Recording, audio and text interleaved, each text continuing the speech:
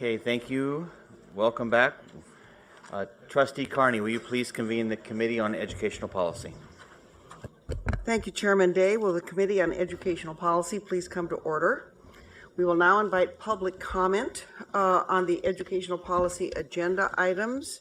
Mr. Wessel and Mr. Hakobian, would you come to the microphone, please?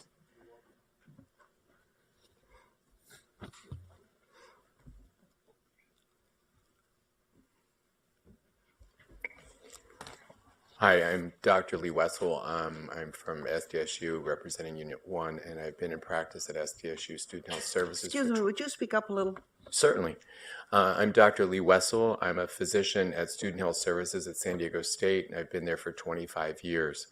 And I wasn't sure whether this committee, this is my first time at one of these meetings as a representative of Unit 1, and I wasn't sure if this was the appropriate meeting, but I wanted to voice a concern. I find that over my years of practice there, that there has been a significant difficulty among students who are uninsured. And I find it puzzling at best that the CSU does not facilitate insurance among the students by including it in their financial aid need. I know this is the case in the UC system, and I also moonlight off campus, so I encounter students who come into the private urgent care from the UC system, and their insurance allows them to access care on the weekend without undue burden as far as cost goes. And so if we're trying to get people to graduate, if we're trying to retain students, and especially students from backgrounds that I think there's an assumption that if people are really poor, they're going to have health care. That isn't always true, because a lot of times people don't know how to access Medi-Cal, for example. And there is also a lot of flux, parents who are working full-time but going in and out of jobs where they may or may not have health insurance. So they may be people who are working and on the surface would appear that they would have these types of resources, and in fact they don't. And I'm very concerned that if I'm moving forward, that I think there was the hope that the Affordable Care Act would cover all these things and would all be perfect, but it's not. And so in my experience on the day-to-day, and I know my experience is anecdotal, but I got 25 years of it, so rack that up. But anyway, I don't want to sound like my president, good God. Not the university, the country. I love Dr. Delatorre, she's great. But I'm really concerned that our students, many of them do not have insurance, and I really would encourage the trustees to, again, look at the possibility of facilitating that and rolling it into their needs package. Thank you. Hello, my name is Ejmin Hakobian, and I'm here to share my personal opinion on this matter. So what's the cost of the denial of the CSU Board of Trustees? So the cost of the denial of the issues that I've mentioned is, for this month, it was $2.7 million. There was a settlement between the CSU and associate coach at Cal State LA for sexual, I believe, sexual harassment conduct. So the settlement was $2.7 million. This $2.7 million is not going to come out of the chancellor's paycheck. It's not going to come out of our campus president's paycheck. It's going to come from the students. And I mentioned that there are a lot of hiring, questionable hiring practices going on at Cal State LA, and those who are being hired, the quality that they have is obedience. That's the emphasis on it. It's not leadership. And by definition,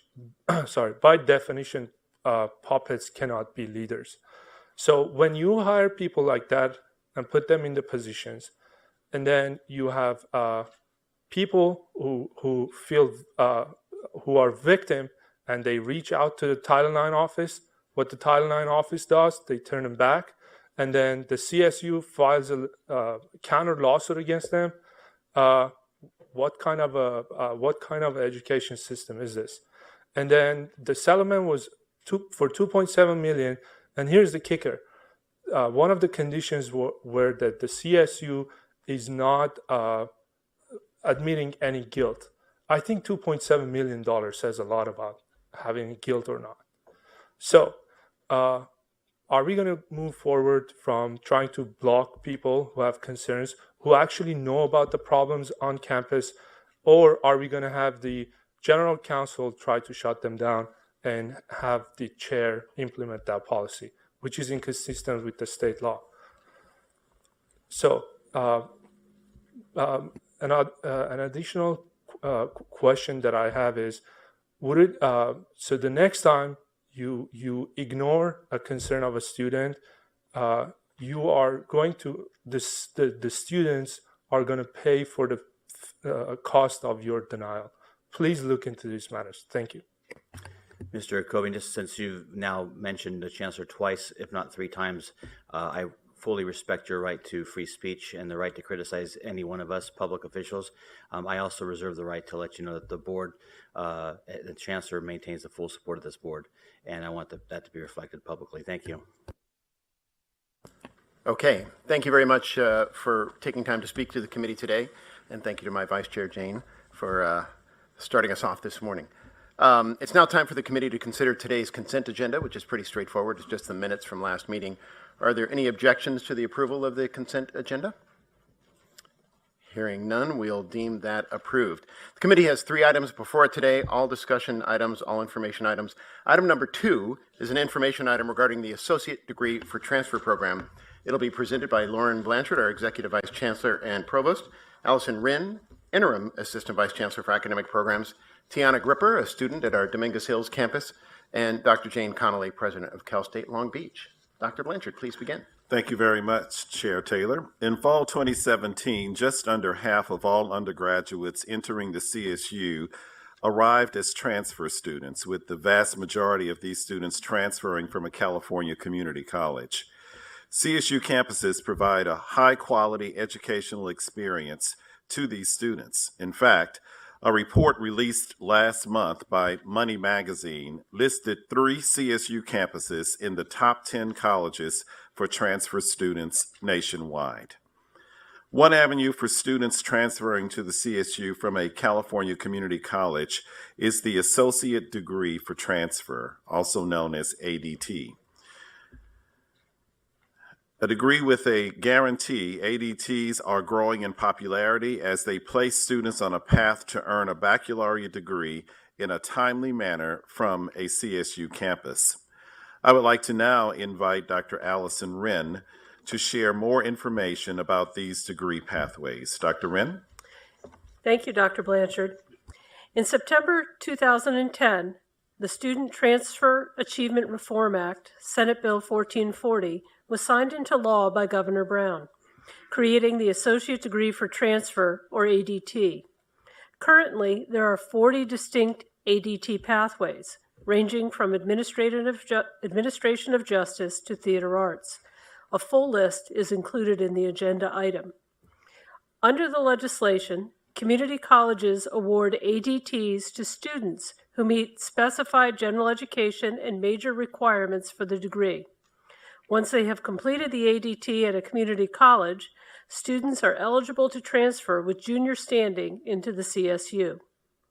Transfer students who have been awarded an ADT are guaranteed admission to the CSU, though not guaranteed entry to a particular campus or major.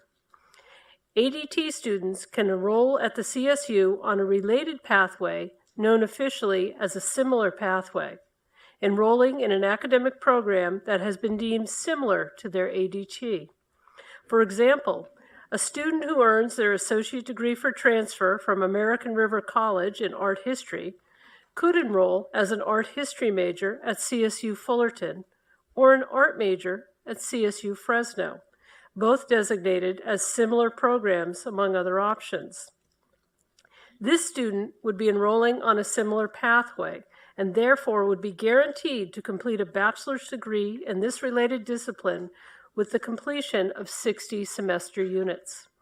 Alternatively, students may also enroll at the CSU with an ADT, but not on a similar pathway. For example, a student who receives an associate degree for transfer in sociology, but elects to enroll at a CSU campus in the journalism program, would not be enrolled in a similar pathway. As such, this student would not be guaranteed to complete their degree in 60 semester units. This slide shows the majors that were favored by students transferring to the CSU with an ADT and on a similar pathway in the academic year 2017-18. On the left side, the top 10 majors of choice for ADT transfers are listed. Along the top, you can see the number of students who selected each major. As you can see, psychology was by far the most popular, with more than 2,000 students transferring into the major with a similar ADT. Following psychology in popularity are business administration, criminal justice, and sociology. It is important to recognize that unlike other paths to transfer that are based on the completion of individual courses, the ADT pathway is really an articulated associate degree to baccalaureate degree agreement in which the associate degree for transfer is accepted wholesale as preparation for similar programs. The associate degree for transfer is a strong example of the power of intersegmental collaboration. From the beginning of the program, faculty from the academic senates of the CSU and the California community colleges have collaborated to develop ADT curricular patterns. Through this faculty-led effort, transfer model curricula were created that meet the goals of SB 1440, while also providing flexibility to community college campuses in the design of their individual ADTs. The most recent transfer model curricula, creating ADTs in such disciplines as social work and hospitality management, were approved about 18 months ago, allowing community colleges to begin developing or converting degrees in these academic areas. This collaborative effort continues as ADT curricular patterns and related courses are reviewed every 5 years to keep programs up to date and to evaluate opportunities to enhance student learning. Additionally, administrators from across California's higher education segments meet several times a year to discuss topics facing California's higher education institutions. A recurring topic on the agenda is the associate degree for transfer. On an ongoing basis, Chancellor's Office staff, as well as campus staff in academic affairs, admissions, advising, and information technology, work to continuously improve the transfer process and ensure that the information available to the public is kept current.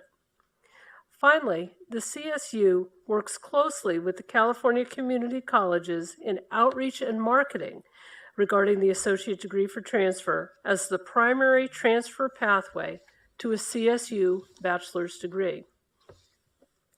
We continue to improve the messaging to high school and community college students and counselors regarding the ease and advantages of the ADT.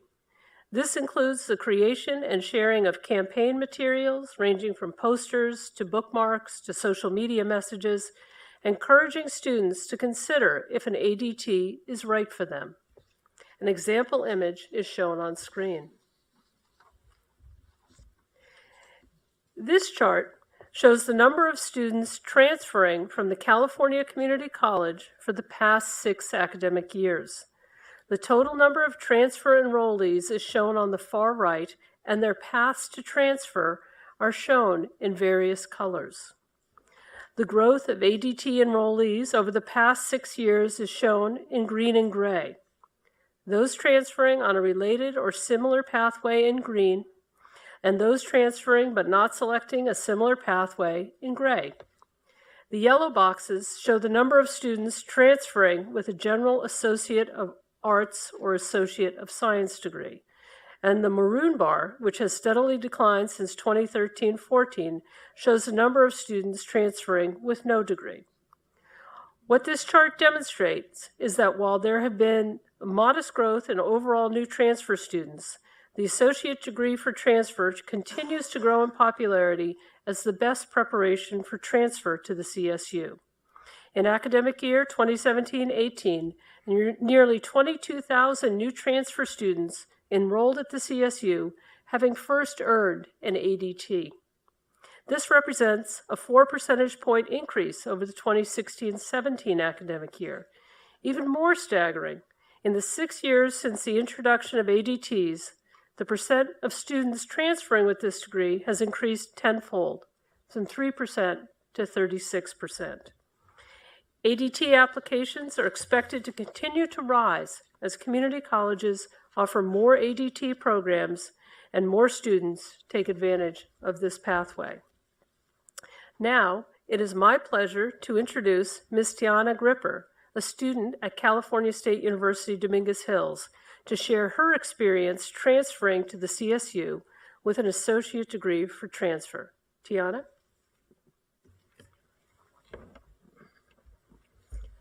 Good afternoon. My name is Tiana Gripper, and I'm currently a senior at California State University, Dominguez Hills. I am majoring in psychology with a minor in Africana Studies. I received my associate's degree from transfer from El Camino Compton College. I am honored to be here today. After my first semester at El Camino Compton College, I changed my major from nursing to psychology because of my professor, Dr. DeHart, my psychology professor. He lit a fire within me. Right then and there, I knew I wanted to become a psychology professor. I learned about the ADT program when I began researching classes and credits I need to graduate. Dr. DeHart not only encouraged me to get my ADT, but to also to continue on to graduate school.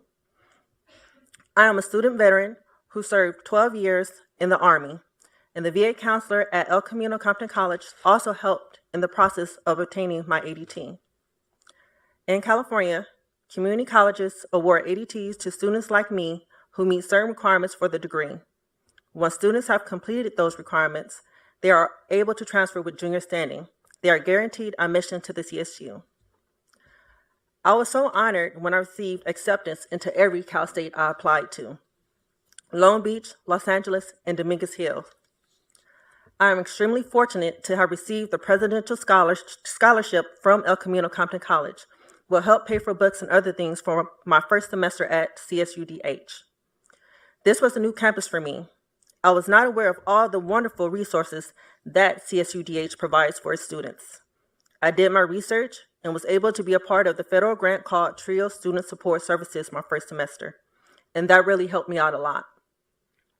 The ADT prepared me for the workload at CSUDH and academics requirements expected of me once I arrived at the university. Most professors who teach at the community college also teach in the CSU systems. So academically, I was prepared. Today, I am fortunate to report that I am a Presidential Scholar, TRIO Student Support Service Scholar, McNair Scholar, and a student assistant with the Mervyn M. Dimely African American Political and Economic Institute, where Dr. Anthony Samad is the executive director. McNair helped prepare me for graduate school. Dimely Institute not only gave me a job, but a firsthand experience in research and also a chance to give back to a campus that has given so much to me. I would recommend the ADT pathway to all students. It is a great opportunity. Thank you.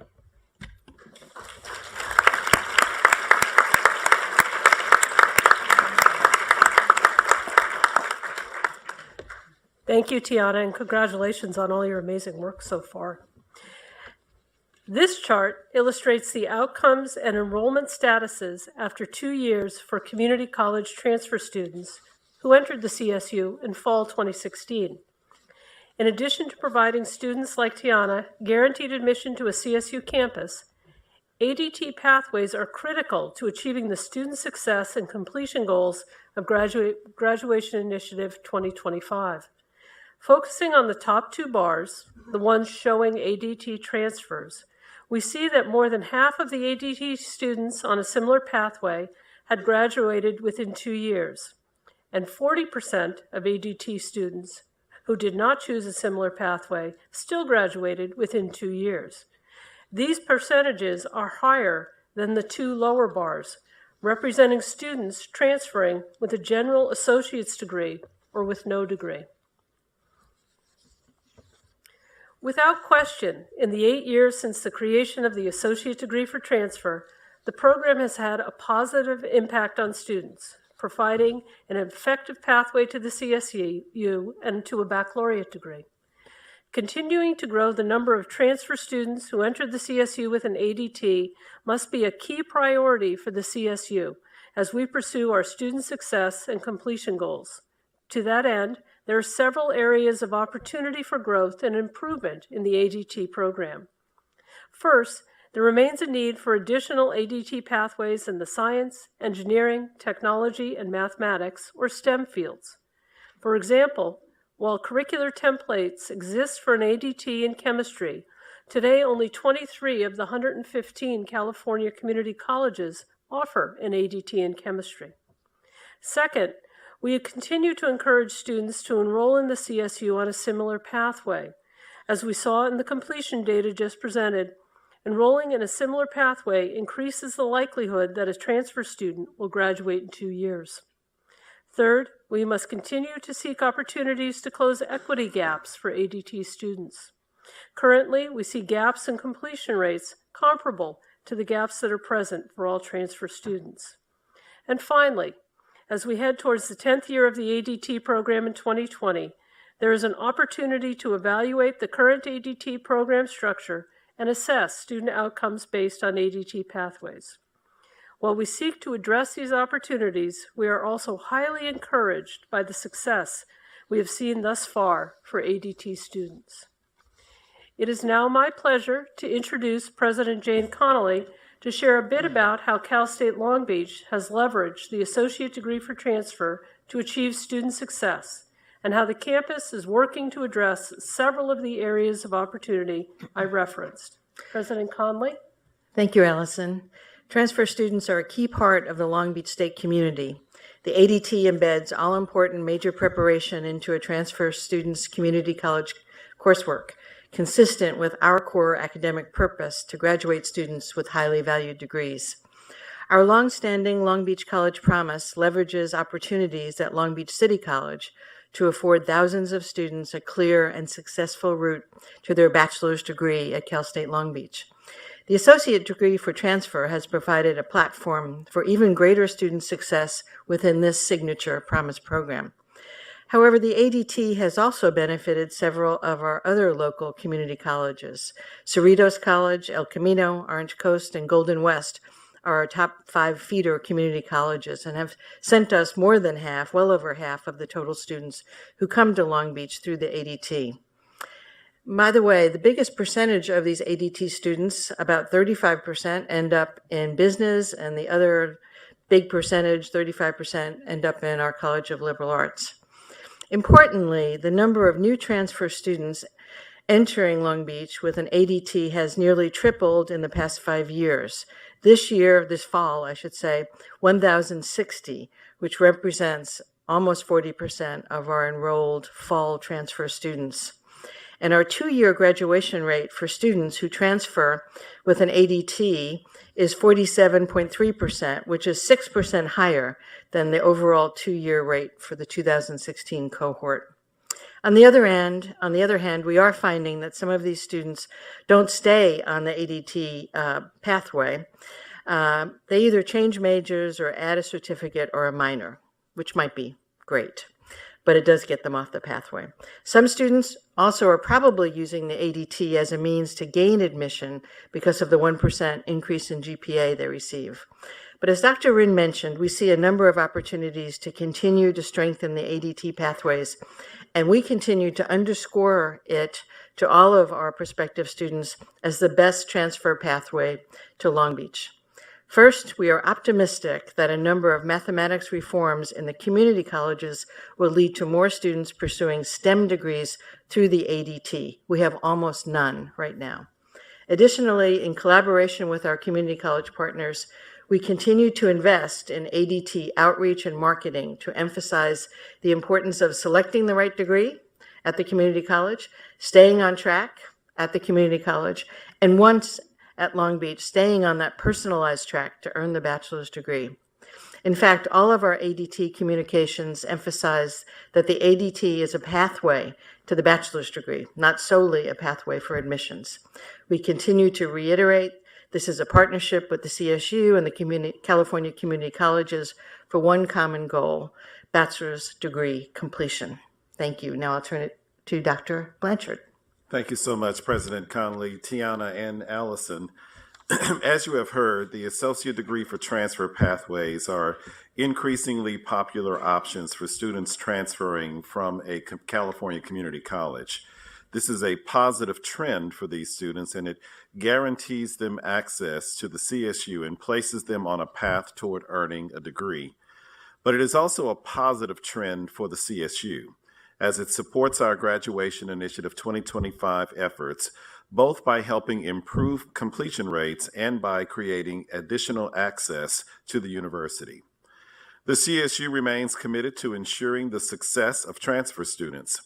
As we move forward, we will continue to market the ADT as the best path for transferring to the CSU and encourage continued faculty collaboration to ensure that ADT pathways align with California's workforce needs and students' preferred academic paths. Chair Taylor, this concludes our presentation. Also joining us at the dais this afternoon is Nathan Evans, Chief of Staff. Along with Dr. Wren, Tiana, and President Connolly, we now stand ready to answer any questions the board members may have at this time. Great. Thank you very much, Dr. Blanchard, and to all the presenters.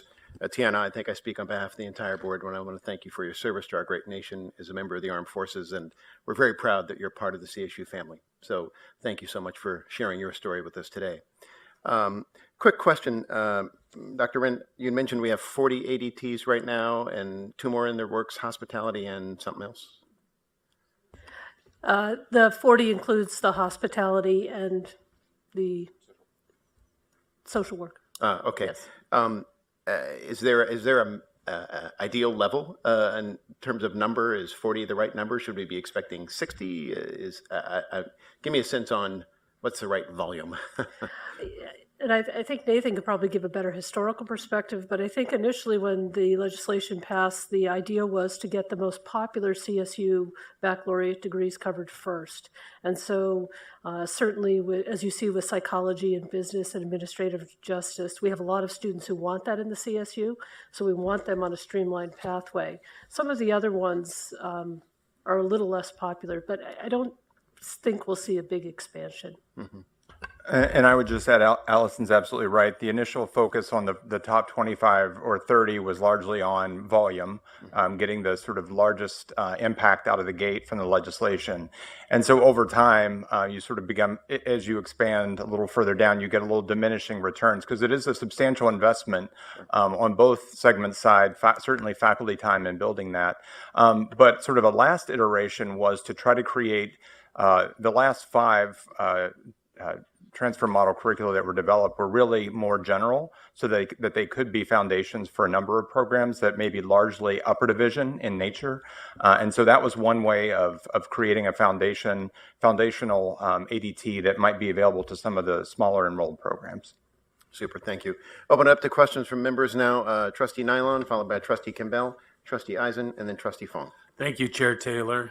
First of all, excellent report, and the program speaks for itself. I have a question, just kind of like the long-term strategic impact of this. I understand the community college system has a different funding source than we have, and there's discussion about making it even less costly for students. And so you look at the statistics and the ADT transfer pathways, both in similar and non-similar, are growing at dramatic rates. What impact will that have on a system that has compaction issues already in our system? And how are we going to address a larger potential population of ADT transfers? Does that mean less of other people having access? We turn away 32,000 students already. How is this systemically being looked at so that we can continue to maintain what we do at the CSU system? Well, thank you very much, Trustee Nyland. I can sort of start and give a little context, and I think Dr. Blanchard may want to chime in as well. What we have seen over time is that and as Dr. Wren referenced, that the sort of total number of transfer students has been incrementally increasing over time. But what we've seen is that a greater share of students are taking the ADT pathway. And that certainly is a more efficient pathway for the student and for the institutions, both the community colleges and the CSU. So it has largely been a shift of our sort of traditional number of transfer students that are choosing that pathway. And part of the impetus for the legislation was to make it more efficient, not only for the student, but also for institutions as well. Students would arrive at the CSU with lower division general education, with major preparation largely completed, so that they would be more efficient in their time and effectively take less time. As was sort of illustrated in some of the visuals, we are seeing that, but it continues to be incremental. There are steps that the community colleges are taking that will continue to put enrollment pressure on the CSU.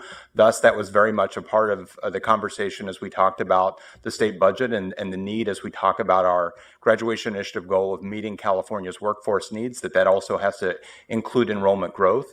The community colleges, as part of their strategic plan, have set a goal of increasing transfer to CSU and UC by 35% by 2023, which comes as an earlier arrival date than our graduation initiative. So we expect to continue to see pressure.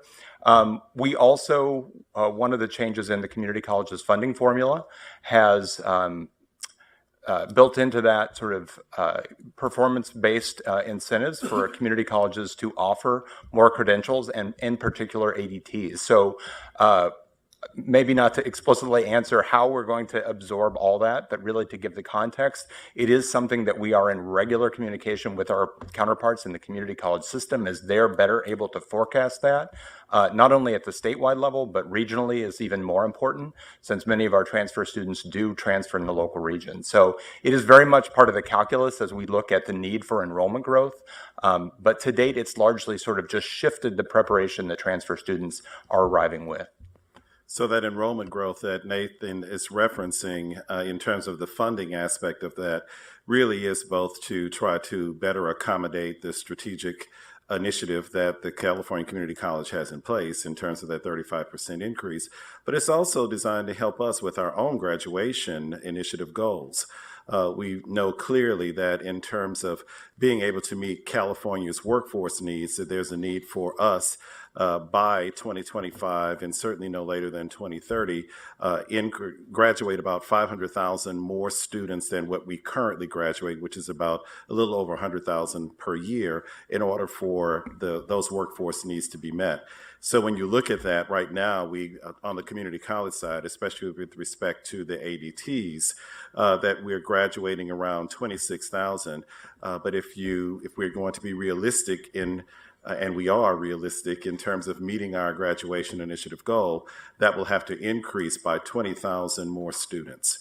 And so that enrollment growth and the funding tied to enrollment growth becomes particularly important to help us to meet those workforce needs. I guess the question is, absent the commensurate funding needed to have more enrollment at the CSU system, what is the impact to a 35% increase in ADTs? Does that mean that some other students will no longer be eligible for our system because the ADTs more thoroughly guarantee that access? The funding piece is really essential in order to ensure that that would not be the case.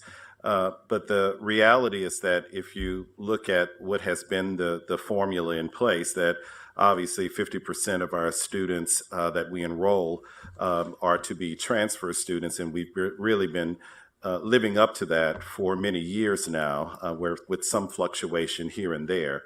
That 35%, it's obviously not only for CSU, but for UC, but University of California, but we're also now in conversation with a number of the private institutions here as well in California to help them to think about how they can structure ADT pathways for their campuses as well, so that in a sense that we're spreading the wealth, so to speak, relative to opportunities that will be available for all California Community College students that will complete with an ADT. It's not relinquishing our responsibility, but it's also understanding and being realistic about our ability to be able to absorb more students without the kind of requisite funding that needs to be in place in order to help us do that. 2% is definitely good, and we're very grateful for that. And we know that in order for us to meet our goals, it's anywhere between 4 and 5% enrollment growth per year until 2025. Thank you. Let's go Trustee Kimbell, followed by Eisen, Fong, Norton, and Garcia, and Trustee Kounalakis. And then we will give her the last question because, members, we do have a hard stop at 4, and we have one more super substantive, interesting item to follow with this one. So, Trustee Kimbell. Thank you for that report. It was very valuable. I have a question and an observation. To begin with, the 40 ADTs that are offered, I noticed that it says that all CCs, all colleges, community colleges offer ADT programs. What I've heard, and I honestly do not, I need to learn more about the community colleges. I think there's 115, 117 of them. What I'm wondering is, what do some offer 40 and others offer 2? And because of, I think, the nature of the students, most of them tend to be place-bound. So my concern or my question is, if you're a student and you're near a community college that only offers, I don't know, 5 ADTs, you're really going to be limited, and sort of that will set off your pathway that may really severely limit your ability to get to a community, get to a CSU. So I'm just curious, I don't know, I'm just wondering if you can give us a sense of how many colleges, or I think somebody mentioned that I know some schools, they have the feeders, which I imagine means that most of the transfers come from those particular community colleges, and perhaps there are others, and I don't know, the students maybe are there and end up leaving or never graduating or are unable to transfer. So that's the question. And then the other observation that I had, President Connolly touched on, I noticed those 10 top ADTs, none were STEM. And this morning, Trustee Simon and I were just discussing sort of the dearth of underserved, students going into STEM. And so I'm wondering if I think Jane mentioned there is a push to get more STEM students to do the ADT pathway in STEM. So those are my questions. You're correct. There's 115 community colleges, and every college can't offer everything. And so we do have some of our more remote community colleges who might have difficulty fielding majors in everything who don't offer as many of these ADTs. And so students might be limited.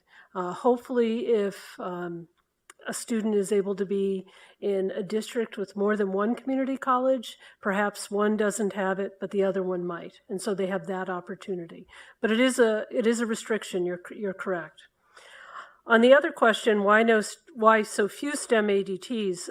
Part of the problem is an associate degree for transfer is 60 semester units.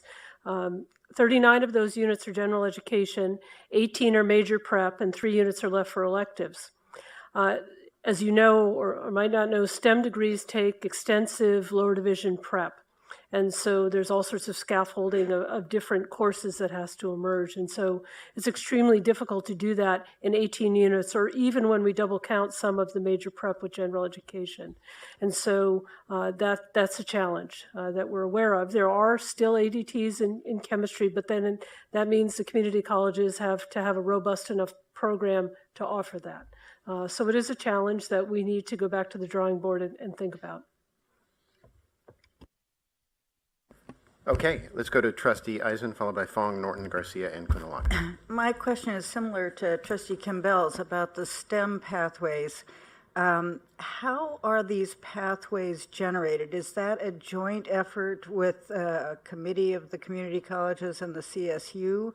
What kinds of incentives or motivation can we provide to overcome some of the hurdles you just described in terms of the number of units that have to be completed before they can come to the CSU.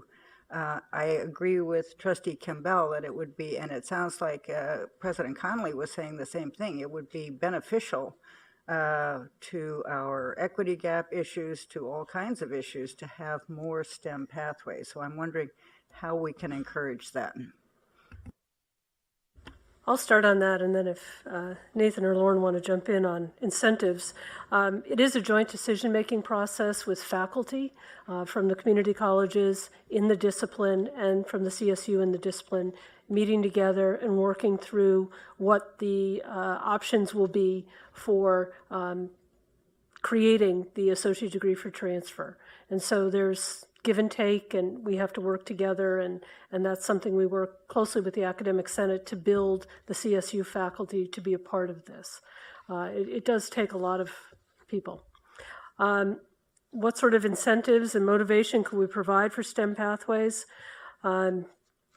It's a difficult question because no one wants to give up major preparation, the importance of strong major preparation for these programs. And so we just have to look at different opportunities. We can't go above 60 units. That's the limiting factor on each end of the equation. They get 60 units in this community college, and we get 60 units, and they have to complete the general education package as well. And so, as you know, that can be a challenge. I don't know if Nathan would like to add. I think there are two elements. It's absolutely correct that as the underpinning all the ADTs are, as was described, a transfer model curriculum, which is essentially this framework that then an individual community college can build their own their ADT that fits within that, and then that's portable to any of the CSUs that have deemed that particular discipline similar. For all the reasons that Allison indicated, sometimes in the STEM disciplines that can be more challenging, and particular community colleges may not have sort of the bench of faculty in a particular STEM discipline to teach those levels, those sort of hierarchical courses in a STEM area. I think there are two. I don't know that they're incentives, but they will be drivers that will be a part of this conversation in the next few years. The first is something that is in place in the community college system, which was policy to phase out local associate's degrees. So if an ADT exists in a discipline, community colleges are supposed to phase out their local ADT in that same discipline so that the ADT in that particular academic area becomes the default associate degree offered at the community college. So there is still some sort of runway for community colleges to go through that transition. The second is the funding, the changes to their funding model that I mentioned earlier, in which community colleges are effectively rewarded in the growth of both certificates and associate's degrees, and in particular ADTs. I think there may be additional opportunities as the community colleges examine that to, again, incentivize even more growth in ADT areas. I would add that the third driver would be the fact that if you take a look at the strategic plan for the California community system, that the adding ADT pathways is actually one of their goals. And so that'll be a driving force as well to ensure that there are more. Great. Trustee Fong? Thank you. It was touched on that the CSU and CCC collaborate on marketing initiatives, and I'd like to know, how do students learn of the ADT program? Also, what type of counseling do they receive to succeed? Is there any special counseling? And then finally, is there any explanation for the ADT transfer not on a similar pathway? So I'd be happy to start with the marketing and counseling piece, and then I can turn to others to respond to the latter questions. There have been, over the history of the associate degree for transfer pathway, a number of different collaborations in sort of marketing and outreach. You saw one example that was from some of the social media platforms that have been used. I personally, and sitting in a movie theater, have actually seen in some of the previews some ADT marketing. So there is some sort of broadcast marketing, but also in the CSU as part of our counselor conferences, and even working with high school counselors and embedding it all the way down into middle school outreach, talking about the transfer pathway and specifically including information and details about the ADT and what this sort of degree to degree option looks like. As I said, the marketing is not only at the community college level, but starting well before that, particularly in our engagement with high school counselors and in the outreach done by various campuses.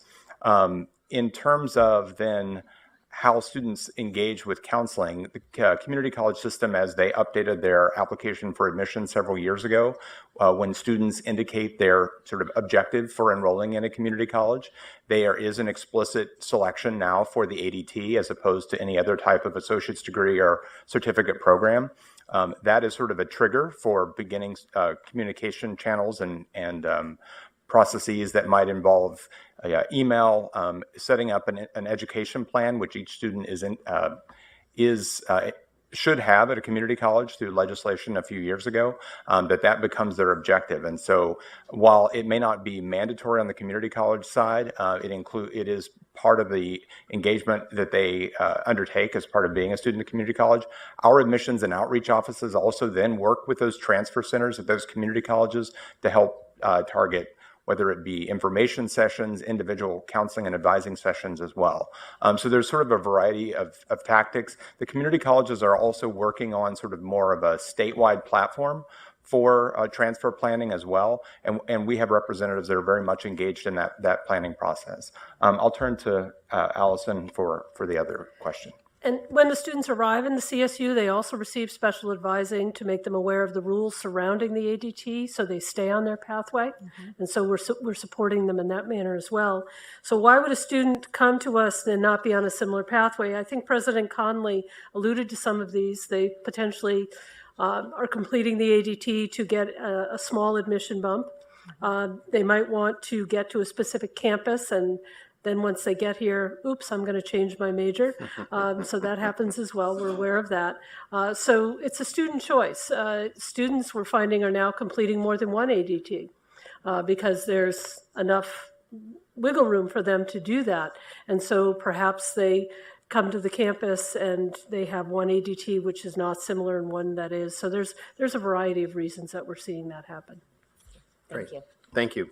Trustee Norton, followed by Trustee Garcia and Kounalakis. Just one quick question of clarification.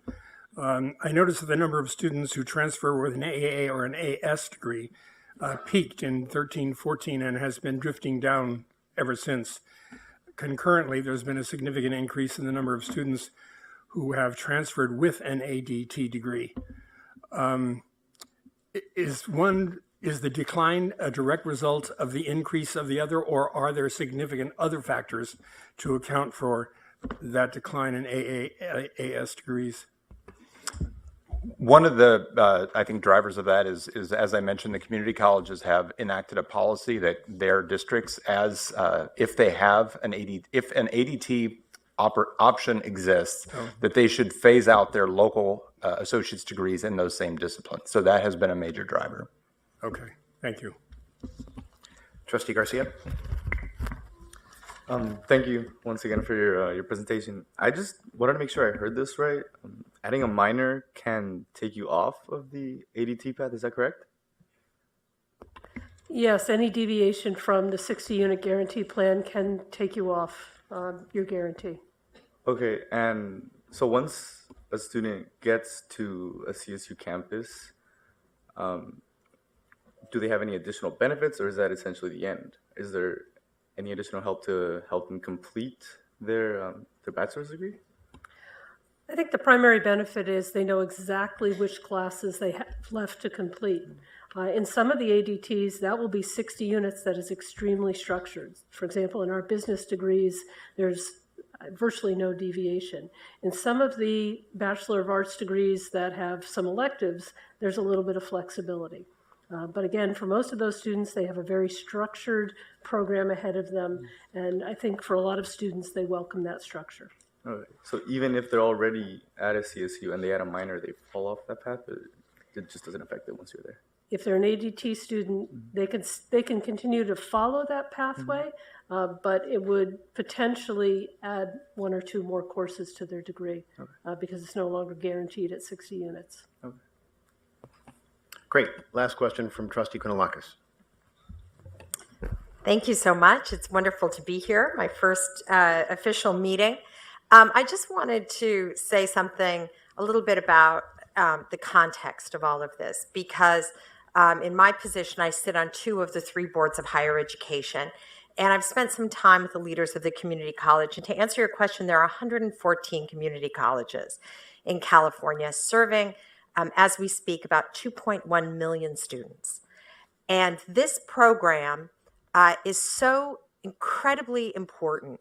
And I hadn't seen it quantified before that in the first year of ADT transfers arriving on campuses in 2012, there were about 1,200 students. Right now, just 6-7 years later, there are 20,000 students who are coming through this path. And I just think that coming out of the Great Recession with the challenges that the system had financially, looking for ways to marshal our resources, to be more efficient with our resources from the state level, really found that in working directly between the institutions, we could do so much more to help students reach the highest level of educational opportunity that they seek.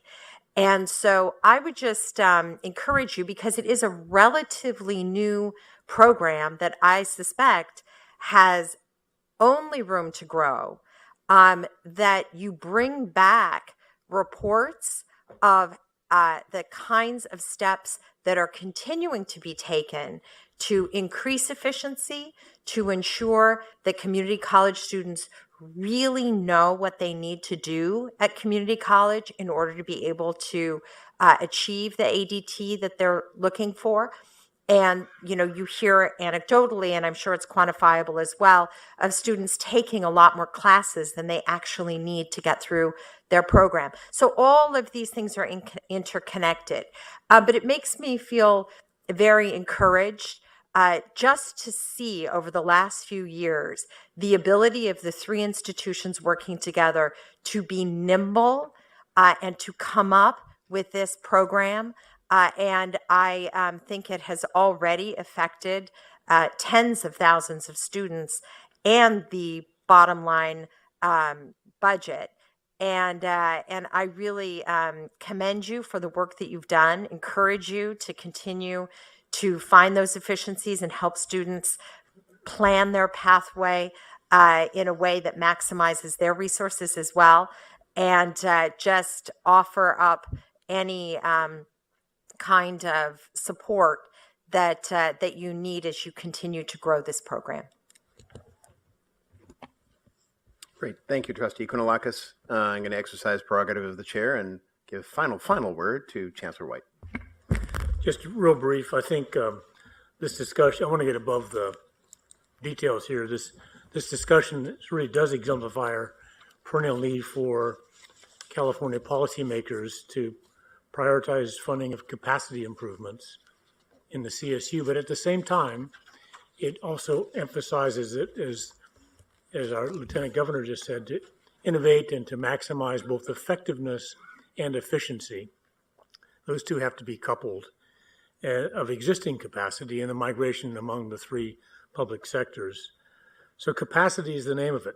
And yes, there's regional variation, urban versus rural versus frontier. Yes, there's variation around majors, STEM versus others. But think about it in a very simple way, last 15 seconds. If a transfer student comes in with ADT similar, we're on the hook for 60 credits at CSU. These are ideal numbers, don't quote me, it's always precisely right. If they come in ADT not similar, we're on the hook, let's say, for 70 credits. And if they come in with an associate's degree, we're on the hook for, let's say, 80 credits. But don't forget, that's half our students. And the other half are high school, and they are coming, an increased percentage of high school graduates are A to G prepared. And we're on the hook for 120 credits with each of them.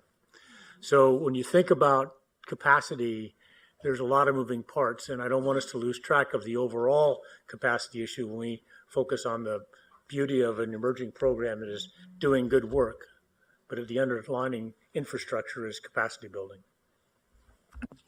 Great points. Thank you very much. Members, now we'll move to our next item, item number 3, I believe, on the agenda, on student financial aid. It will be presented by Lauren Blanchard, our Executive Vice Chancellor for Academic Student Affairs, Dean Kulyu, Director of our Student Financial Aid Programs, and Blake Sorensen, a student at San Jose State. Dr. Blanchard, please kick us off.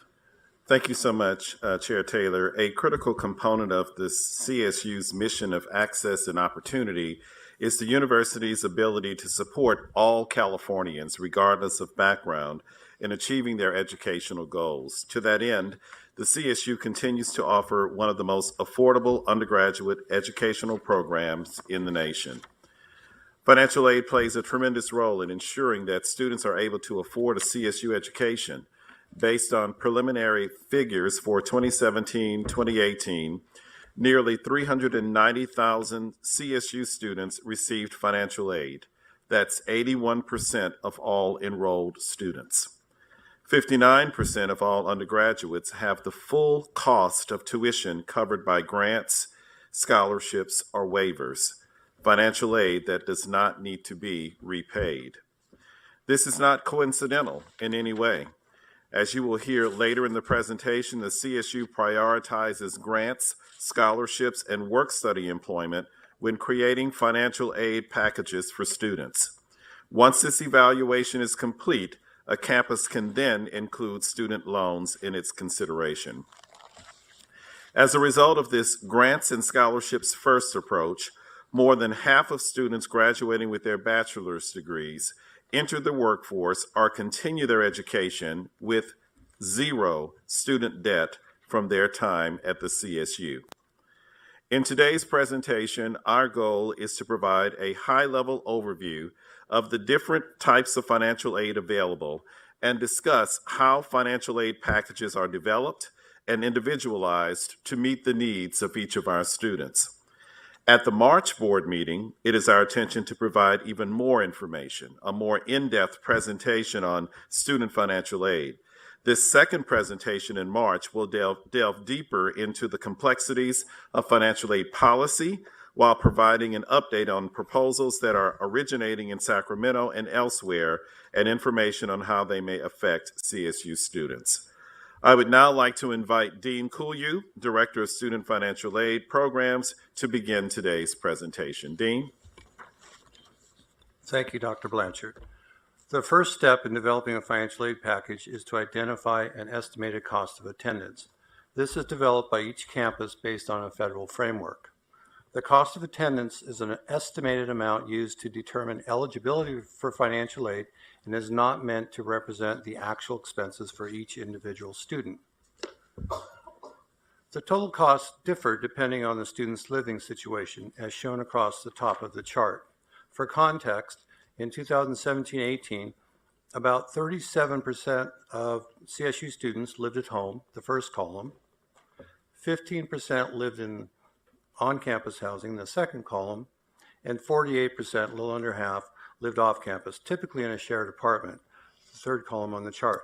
There are 6 expense categories that together provide the total estimated cost of attendance.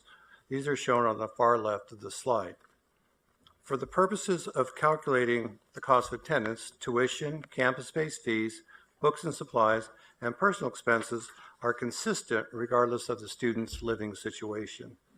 The 2 categories in bold, room and board, and transportation, which is for to and from campus and work, vary based on a student's living situation and are responsible for the variance in the total you see at the bottom. It is important to note that the totals we have listed represent system-wide averages and do not represent the amount paid by any one student. While the amounts provided for tuition and campus-based fees are clear, a common question is, how do the estimates, the other 4 expense categories, come about, or how are they determined? Similar to most California institutions, CSU campuses use data gathered by the California Student Aid Commission for these estimates. Each year, these figures are indexed for inflation. The CSU is currently engaged in a larger statewide effort to refresh these estimates to ensure they are relevant in today's economy. I'm going as fast as I can. I'm not really a fast talker, but the second key factor in developing a financial aid package is a student's expected family contribution, EFC. It is important to note that the EFC is determined by a formula established by federal law. Annually, a student completes either the free application for federal student aid, the FAFSA, or a DREAM application, depending on their status. These applications collect information such as household size, family income, and available assets. Using responses to these questions, a student's EFC is derived and reported to the colleges or universities the student listed on the application. The EFC derived from the FAFSA or DREAM application determines eligibility for federal, state, and institutional aid programs. On a campus, this EFC is subtracted from the estimated cost of attendance. The difference is identified as need, an indicator of the amount of assistance a student requires to fund their educational expenses for 1 year. It is the intent of financial aid to fund this identified need through grants, scholarships, work studies, and if necessary, loans. Once a student's financial need is determined, a campus can then begin developing an individualized financial aid package. On this slide are some of the more common grant, scholarship, and loan programs that are available to students. Detailed information about each can be found in the agenda item. As Dr. Blanchard previously mentioned, the CSU awards grant aid first, unlike many other universities which prioritize loans or some other self-help component in their financial aid packaging. This best supports CSU students by reducing unnecessary borrowing, particularly giving our significant population of first-generation, low-income, and historically underserved students. I will quickly walk you through the typical approach to developing a financial aid package. First included are grants, including the ones listed here. Since more information is on these programs are in your agenda, I only mention a couple of key highlights. The federal Pell Grant is particularly notable since, in addition to tuition, it can help address the cost of campus fees, housing, food, and other expenses. This typically occurs when tuition is already covered by another source. More than half of CSU undergraduate students receive a Pell. Other significant grant programs include the State Cal Grant and the CSU State University Grant. In 2017-18, nearly 137,000 CSU students received a State Cal Grant, and more than 140,000 CSU students received a State University Grant.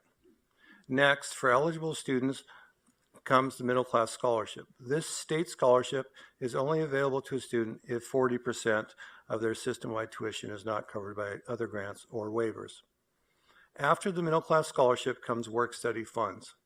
These federal funds are very limited and only available system-wide to about 7,000 students. It is important to differentiate work study, which is awarded through financial aid though, from general on-campus employment, which are more abundant but not part of the student's financial aid award. And finally, if a student still has unmet financial need, their financial aid package will include the option of federal loans or DREAM loans. It is important to note also that should a student or family face a significant change in their financial circumstances, campuses can reevaluate their eligibility to determine if they may qualify for additional assistance.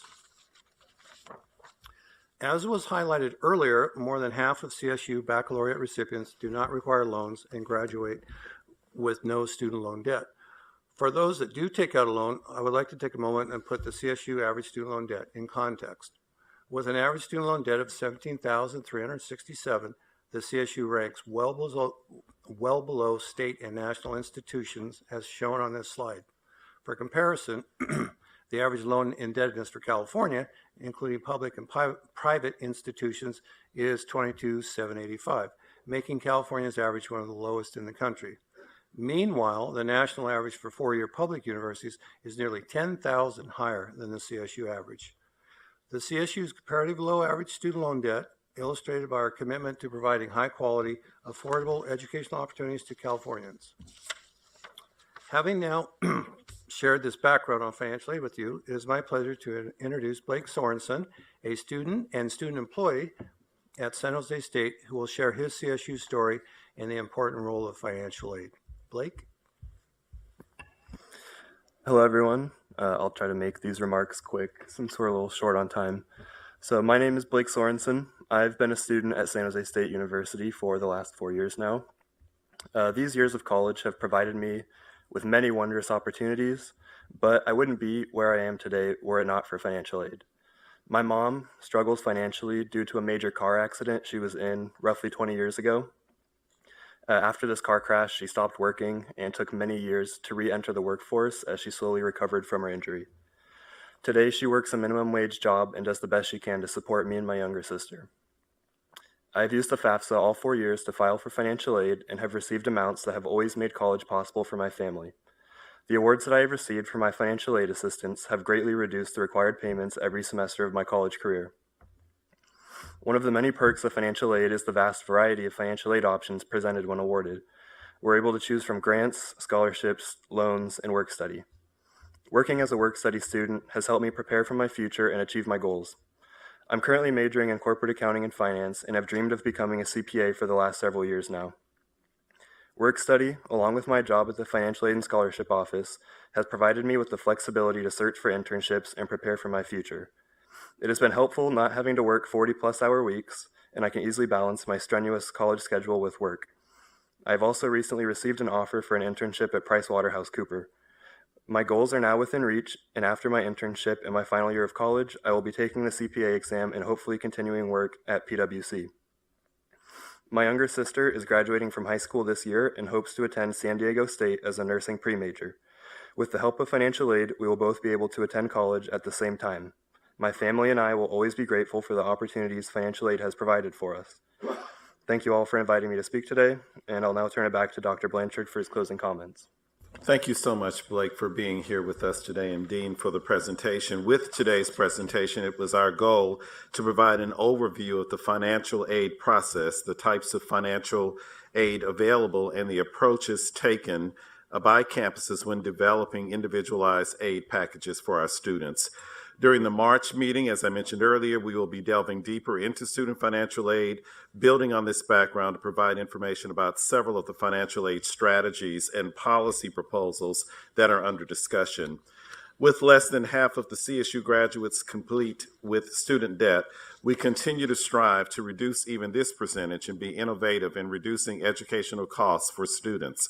As such, we have a very strong interest in conversations that are occurring in Washington, D.C. regarding Pell Grants and in Sacramento regarding Cal Grants.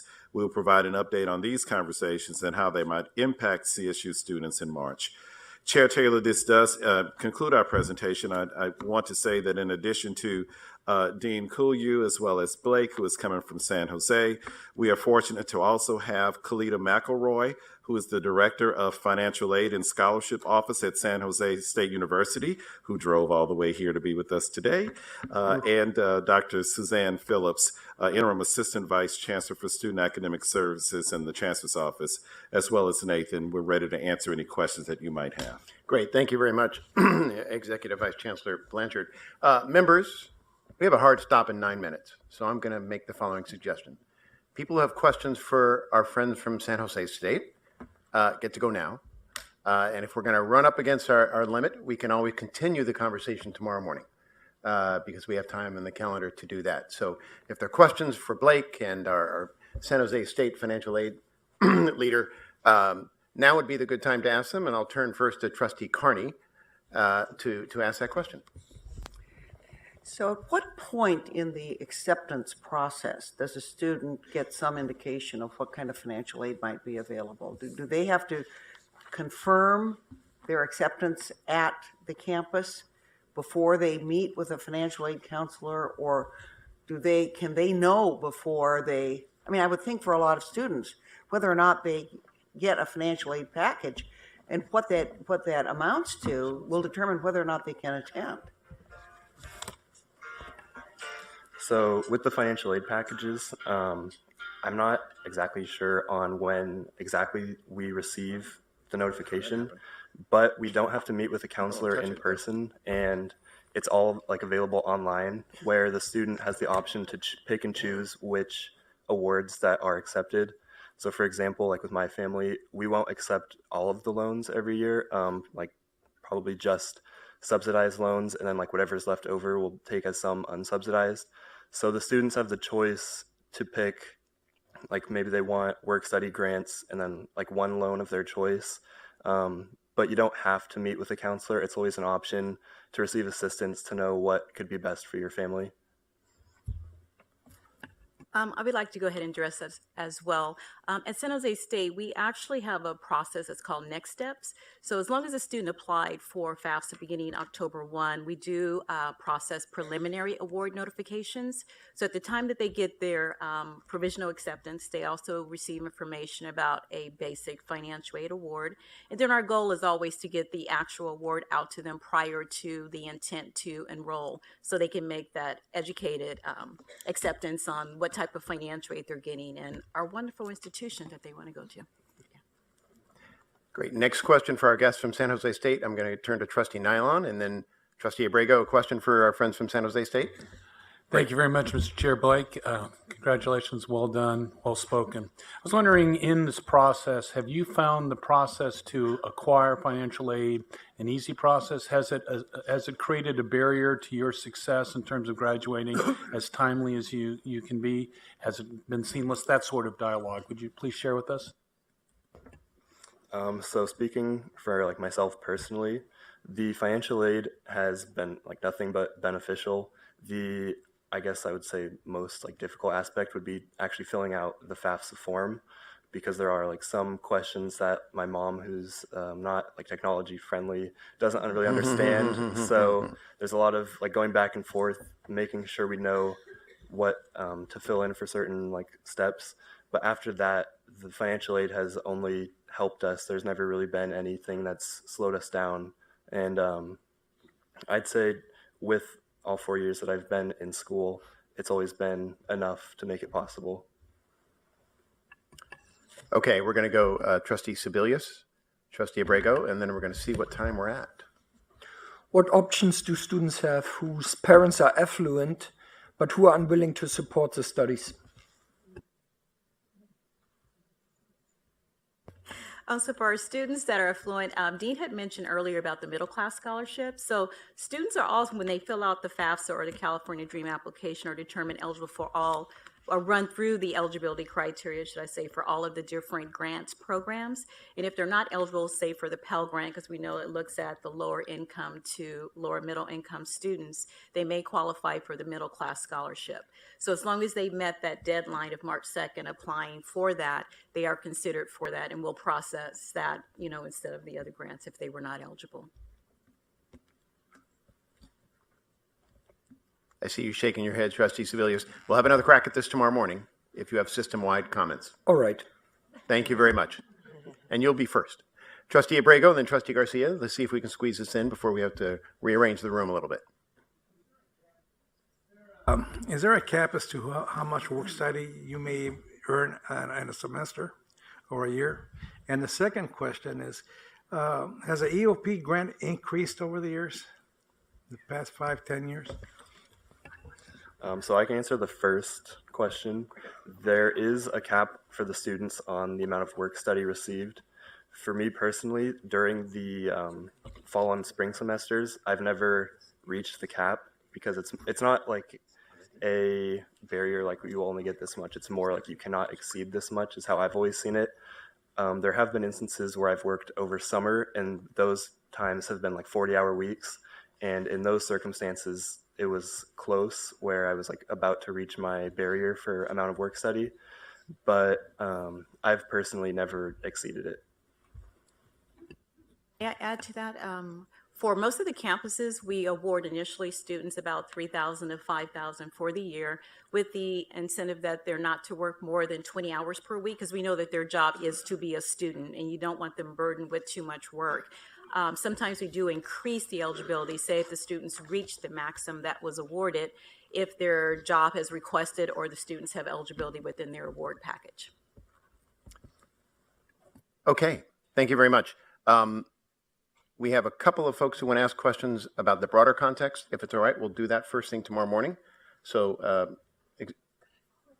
Oh, we have one follow-up. Yeah, you have about like 3 minutes. So Trustee Hinton, I'll make it last San very Jose question, and then we'll continue tomorrow morning.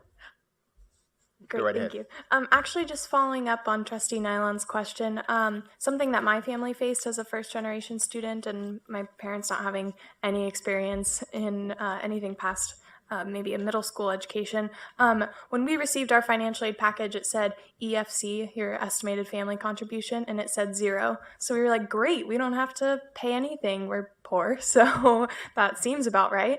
And then show up for class and realize that there's a hold on my account and we haven't paid the entire cost of my education. And that really means that my financial aid package, including 3 different types of loans, that if I were to take all of those loans, then my entire cost of education would be covered. And so then finding out that my parents can't afford or don't want to support me in the sense of taking a Parent Plus loan, then all of a sudden my cost of education isn't entirely covered. And that EFC saying that our family contribution is 0 was a little bit misleading for a family that doesn't have any experience in higher education. So that seemed to be a barrier for my family. So I'm going to suggest that we continue this conversation on the interesting point that Trustee Hinton just raised first thing tomorrow morning, if that's okay with members. It's a robust topic. Remember, we have another bite at this apple on financial aid in March, when we talk about some of the policy issues that are before us. So prepare your questions tonight. We'll ask them tomorrow morning or save them till March. With that, let me thank our guest from San Jose State. Blake, your story is one that frankly summarizes why all of us are involved in this place, because that's the exact kind of student we would love to see thrive. So congratulations and thank you for coming down and speaking with us.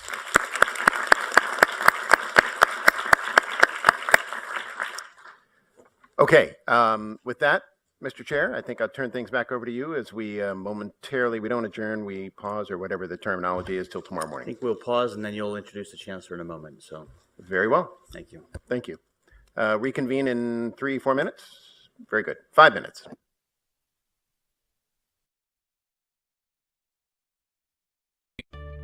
This is the California State University Office of the Chancellor's live stream. Please adjust your audio accordingly. This is the California State University Office of the Chancellor's live stream. Please adjust your audio accordingly. This is the California State University Office of the Chancellor's live stream. Please adjust your audio accordingly. This is the California State University Office of the Chancellor's live stream. Please adjust your audio accordingly. This is the California State University Office of the Chancellor's live stream. Please adjust your audio accordingly. This is the California State University Office of the Chancellor's live stream. Please adjust your audio accordingly.